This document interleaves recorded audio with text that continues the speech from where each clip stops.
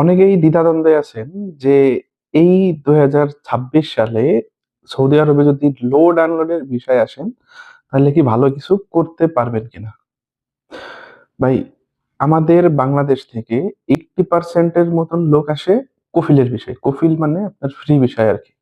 তার বেশিরভাগ যে লোকজন আসে এদের কিন্তু ভিসাতে দেখবেন লোড আনলোড ওয়ার্কার হিসেবে লেখা।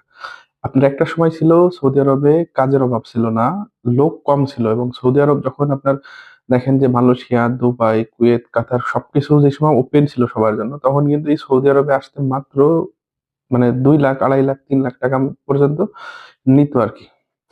কিন্তু এখন যেহেতু ওইসব দেশগুলা বন্ধ, এখন কিন্তু মানে ভিসা কিন্তু 4 লাখ, 5 লাখ, 6 লাখ পর্যন্ত নিতেছে, এবং লোড আনলোড ওয়ার্কারে যারা আসতেছে এদের বলতেছে কোনো কোম্পানিতে কাফালা করে দিব, বাট ওই অনুযায়ী কিন্তু চাকরি দিতে পারতেছে না, কারণ সবাই আসতেছে মনে করেন কোনো রকম কাজের দক্ষতা ছাড়া বা মোটামুটি শিক্ষিত না হয়ে।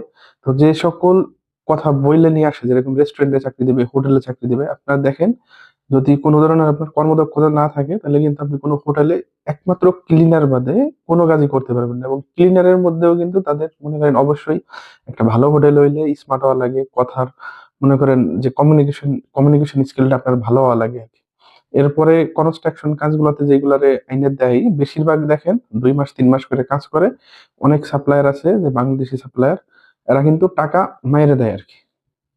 তো আপনি যদি এখন আসতে চান আমি অবশ্যই বলবো বেতন কম হোক, তারপরেও কোনো কোম্পানির ভিসাতে আসেন, বাট লোড আনলোড ভিসাতে আইসেন না।